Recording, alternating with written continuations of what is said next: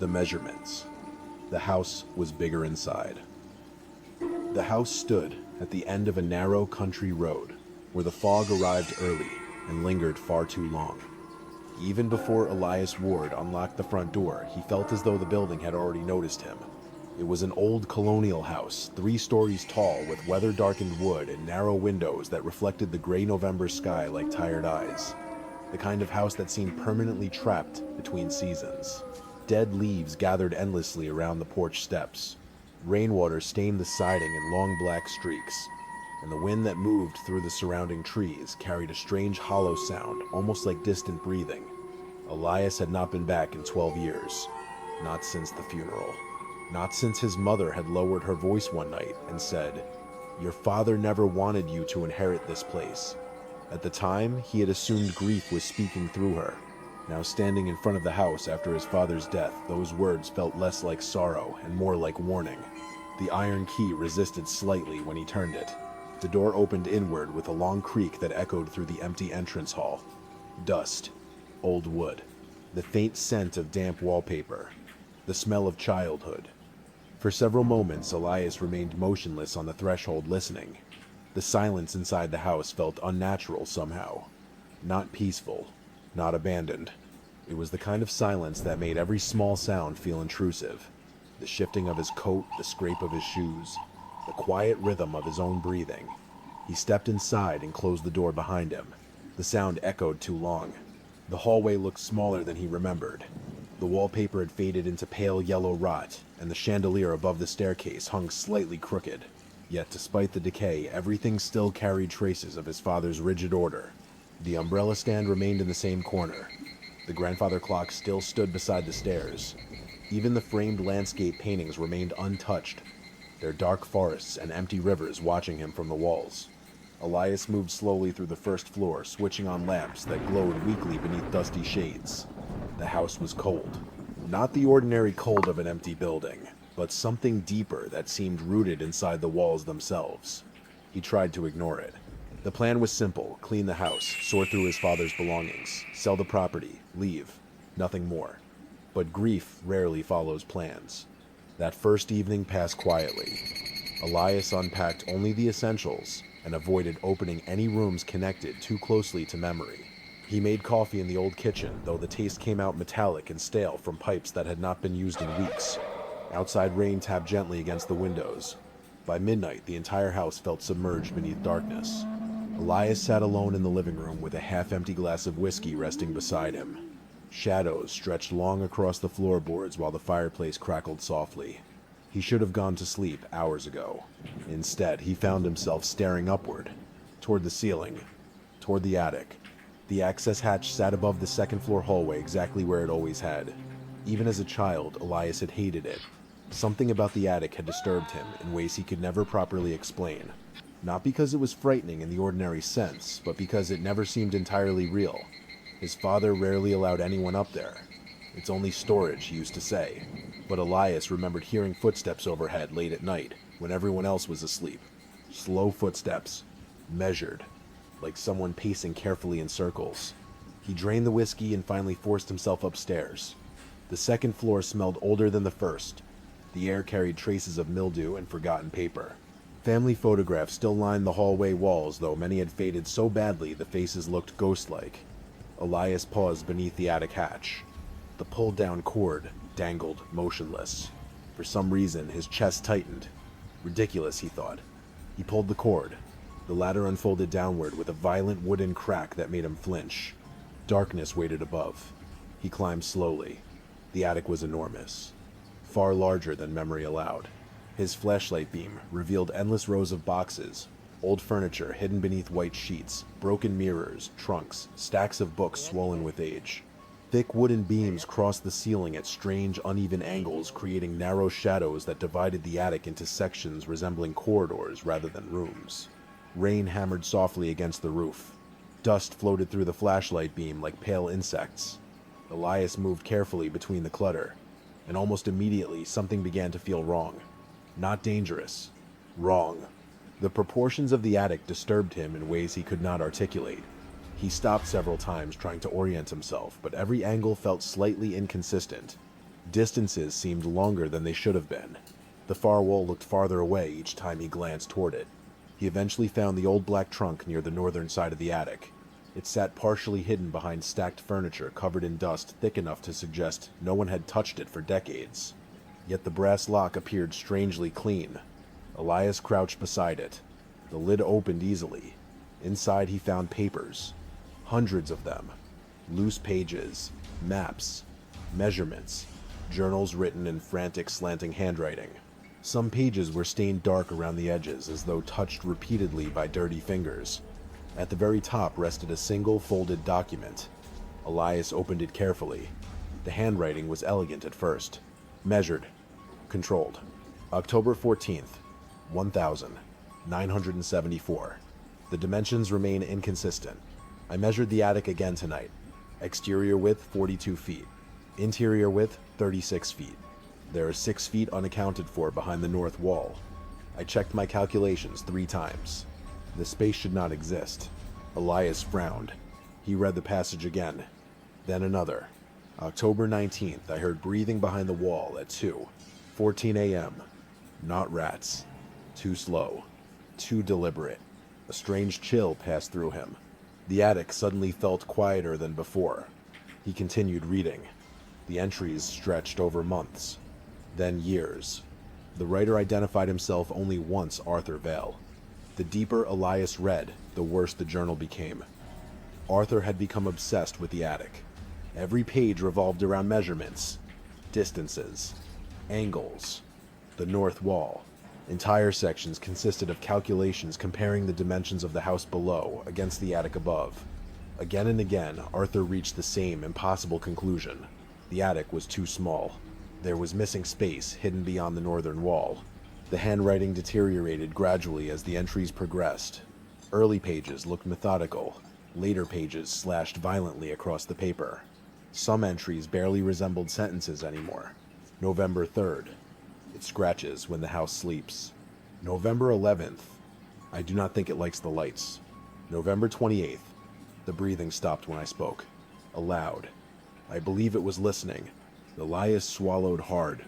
The attic around him suddenly seemed enormous. His flashlight beam drifted toward the north wall almost against his will. Nothing unusual at first glance. Only old wood, dust, shadow. But then he noticed something. Small black marks near the baseboards. Thin vertical lines. Hundreds of them. Tally marks. His stomach tightened. He turned back to the journal. The final pages bordered on madness. Arthur claimed the attic changed shape at night. That the walls shifted subtly while the house slept. That some mornings the distance between beams differed by inches. One page contained only a single repeated sentence, written dozens of times. It is larger when it breathes. Elias closed the journal abruptly. His pulse had begun to race. This was nonsense. A paranoid man descending into psychosis. Nothing more. Yet, even as he told himself that he could not shake the feeling that something inside the attic had changed while he was reading, the silence felt heavier now. Expectant, he stood slowly and approached the north wall. The flashlight trembled faintly in his hand. The wall itself looked ordinary enough. Aged wooden planks cracked paint-old water stains.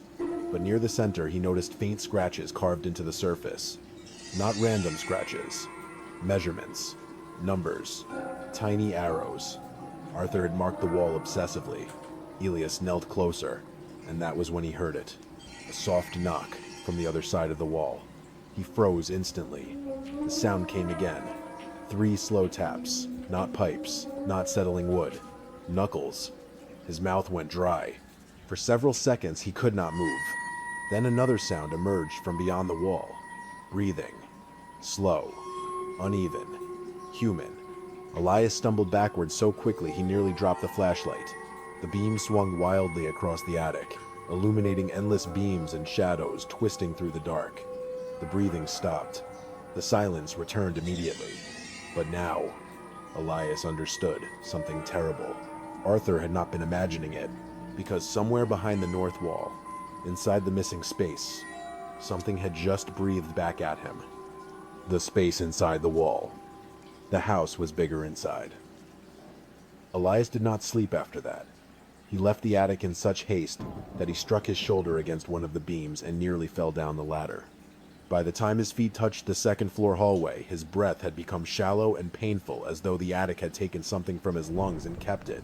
He folded the ladder back into the ceiling and stood beneath the hatch for a long time, staring up at it.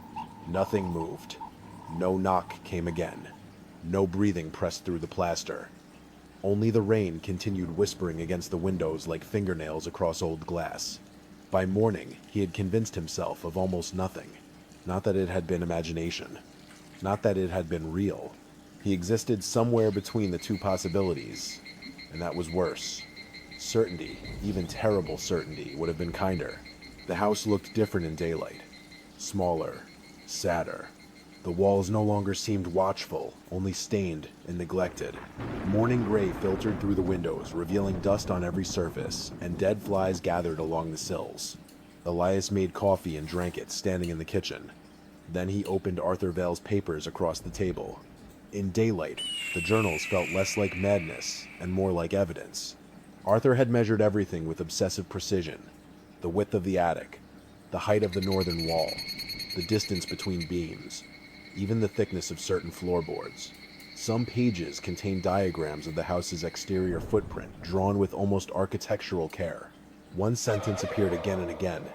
The house is honest from the outside and false within. Elias stared at those words longer than he wanted to. Near noon, he drove into the village and bought a measuring tape chalk, a small crowbar, nails, a hammer, and 2 work lights. The cashier asked whether he was renovating. Elias nearly said yes. Instead, he said, something like that. Back at the house, the sky had darkened again. He went straight to the attic. It looked unchanged, but he knew it was not. The black trunk sat where he had left it. The north wall waited beyond rows of covered furniture and stacked boxes. Elias set up the work lights, and their harsh white glow stripped the attic of some of its mystery, but none of its wrongness.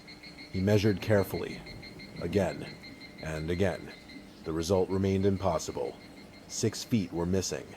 Not 1 inch. Not a trick of angled roofing. 6 feet of space existed behind the north wall, and did not exist inside the attic. By the 3rd measurement, Elias felt something inside him go very still. Arthur Vale had been right. The house was lying. He marked the floorboards with chalk lines, then measured the distance between the beams nearest the wall. When he compared his markings to one of Arthur's diagrams, his fingers began to tremble. The beams had shifted. Not dramatically. Not enough for a sane person to believe it immediately. But Arthur's drawing, made decades earlier, showed the nearest support beam almost 2 inches farther west than where Elias measured it now. Wood did not move like that. Houses settled, they warped, they aged. They did not rearrange themselves. A soft sound came from the wall. Elias froze. It was not a knock this time. It was a scrape. Slow. Dragging. As if something on the other side had placed a fingernail against the wood and drawn it downward with patient care. Elias stepped back. The sound stopped. For a moment the attic was entirely silent. Then very faintly from behind the wall something exhaled.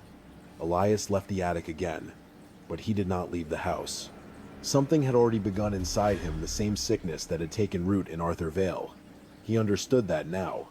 The house did not terrify curiosity out of a person. It fed it. It opened a narrow wound in the mind and waited for obsession to enter. That evening, Elias called his sister Clara. They had not spoken much since their father's funeral. "Do you remember the attic?" he asked. There was a pause. "Hello to you too. I'm serious." Another pause. When Clara answered, her voice was quieter. "Yes. You ever think it was strange? I think everything in that house was strange. Did Dad ever mention Arthur Vale? No. Who is that? Someone who lived here before us." "Elias, what are you doing?" He looked toward the ceiling. Above him, somewhere in the wood, there came a single dull thud. Clara heard his silence. "Eli, did Dad ever say why he didn't want me to inherit the house?" The line went quiet for so long he thought she had hung up. Finally, Clara said, "He said the house listens harder to men." Elias felt the blood leave his face. "What does that mean? I don't know. I thought he was drunk when he said it. When? The night before Mum died." Rain moved against the windows. Elias gripped the phone tighter. "What else did he say?" Clara's voice cracked slightly. "He said some rooms should stay closed, even if they don't have doors." The call ended shortly after that. Clara begged him to leave the house and come stay with her in London for a few days. Elias promised he would think about it. He knew he was lying. At 2:14 a.m., the scratching began, exactly as Arthur had written. Elias was awake in his father's old bedroom with every lamp on. The sound came from above. Not loud. Never loud. That was what made it unbearable. It was intimate, careful, as though something knew it did not need volume to be heard. Scratch. Pause. Scratch. Pause. Then 3 slow knocks. Elias sat upright. His eyes moved to the ceiling. The knocking came again, 3 times. Then, from somewhere inside the walls of the bedroom came a whisper. Not words. Breath shaped almost into language. He stood before he knew he had decided to move. The house was colder than before. The hallway lights flickered softly as he passed beneath them. At the attic hatch, he paused, listening. The scratching stopped. The silence above was expectant. Elias pulled down the ladder and climbed. The work lights were off. He had left them on. His flashlight revealed the chalk markings across the floor. They had changed. Not smudged, not erased. Changed. The lines he had drawn straight now curved subtly toward the north wall as though pulled there. The numbers he had written beside them were crossed out and replaced with new ones in black marks he had not made. 42. 48. 56. The attic was growing. Elias backed away from the markings until his shoulder struck the black trunk. Something inside it shifted. He looked down. The journal lay open, though he had closed it. A page near the end one he did not remember reading faced upward. The handwriting was barely human. Do not open it. It cannot cross while the wall remains a wall. It can only listen. It can only learn. It can only wait. Behind him, the north wall knocked once. Hard. The entire attic seemed to vibrate. Elias turned. A thin crack had appeared between 2 planks. Blackness showed through. Not shadow. Blackness. Deeper than the attic around it. And within that darkness, something pale pressed gently against the gap. Not a face. Not yet. Only the suggestion of skin. Elias did not remember climbing down. He did not remember locking himself in the bathroom on the first floor. But he remembered the voice that came through the pipes just before dawn. His father's voice. Soft. Tired. Close. Elias had whispered. He pressed both hands over his ears. But the voice was not outside him. It seemed to bloom inside the bones of the house. Don't let it know you're listening. By afternoon, exhaustion had made him reckless. Or perhaps the house had. Elias returned to the attic, carrying the crowbar and hammer. He told himself this was rational.